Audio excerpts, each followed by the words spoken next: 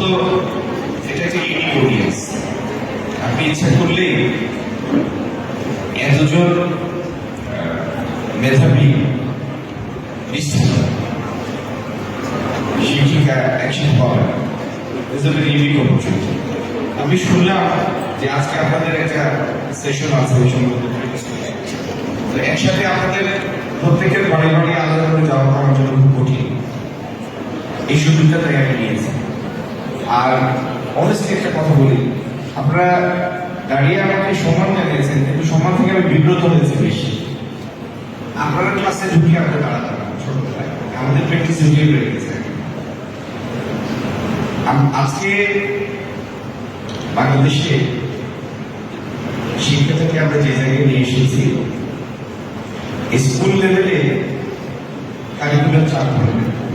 একটা হচ্ছে Bangla medium, English medium, মাদ্রাসা শিক্ষা।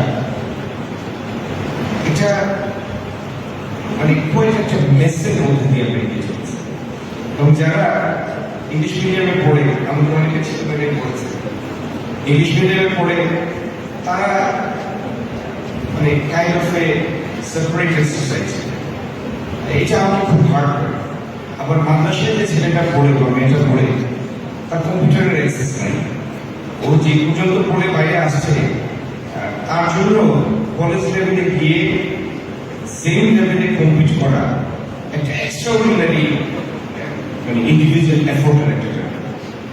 কোনো দেশ, বিশেষ করে আমাদের মতো দেশ যেখানে 20 কোটি মানুষ বসবাস করে, ছোট্ট দেশ, স্কার্স রিসোর্স, এইরকম একটা দেশে কোনোভাবেই কোনো লাইনে এই ধরনের একটা অনুভূতি তৈরি হতে দেওয়া যায় না, যেটার কারণে একটা big chunk of your population feel করবে যে না, আমি তো নিচে আছে, আর একটা ফিল করবে না, আমরা অন্যদের থেকে প্রিভিলেজড। এটা এই সমাজের ব্যালেন্স বন্ধের জন্য। আমরা চাই আগামী দিন